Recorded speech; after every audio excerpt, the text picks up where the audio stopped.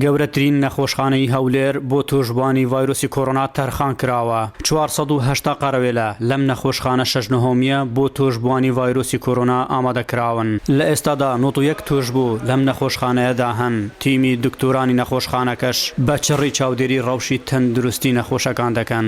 چەند دکتۆرێک کە لە پسپۆر و بوارەکانی کە پێکهاتوون هەستاین بە چارەسەرکردنی نەخۆشەکان.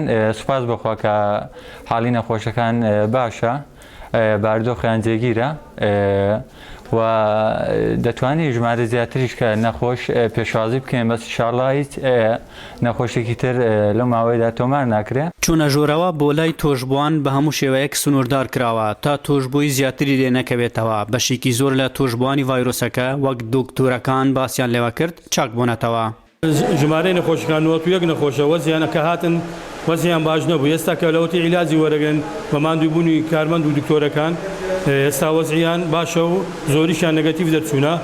لەو یەک دوو ڕۆژە لەوانەیە ڕەوانەی ماڵەوەیان دەکەن.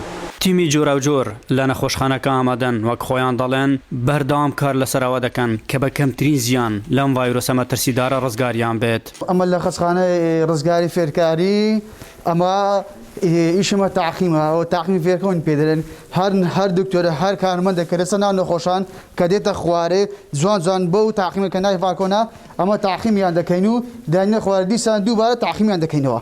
ئەوانە بەو مەوادەی کە ڤارکۆنا خەستخانە پێدەڕشێنین هەمووی تاقیم دەکەین بە جوانی. هەر نەخۆشێک داخلی مستەشفای دەکرێت دێتن کە لە فەحز دەرسی پۆزتیڤە دێتە خەستەخانەی داخل دەکرێت لە لای ئێمە هەمووش بیدایەت بەتانی باریفی بۆ دابین دەکرێت ژووری بۆ دابین دەکرێت لە ژووری خۆی هەر پێداویستێکی هەبی دارستی خۆمان هەستا بە پێکهاتنی لوزنەیەک لە سێ کەسی ئەو سێ کەسە هەر شتێکی بێتن لە بەتانێ لە بالیف لە خواردن لە جلوبەرێک پێداویستی هەموو بۆ دابین دەکەین و بە حەسەب تەڵەبی خۆی.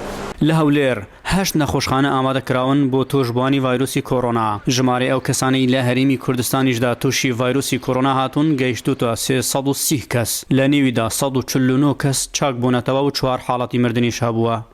لە هەولێر ژۆرێکی زۆر تەرخانکران لە نێو نەخۆشخانەکاندا بۆ پێشوازیکردن لە تۆژبوانی ڤایرۆسی کۆڕۆنا لەبەرەوەی وا پێشبینی دەکرا کە خەڵکێکی زۆر تۆشی ئەو ڤایرۆسە ببێت. بەڵام لە ئێستادا ئەوانەشی کە توش بوونە وردە نەخۆشخانەکان بەجێ دێڵن و دەچنەوە ماڵەوە نەخۆشیەکەیان لە پۆزتیڤەوە دەگۆڕدرێت بۆ نێگەتیڤ. ئەحمەد جێباری دەنگی ئەمریکا، هەولێر.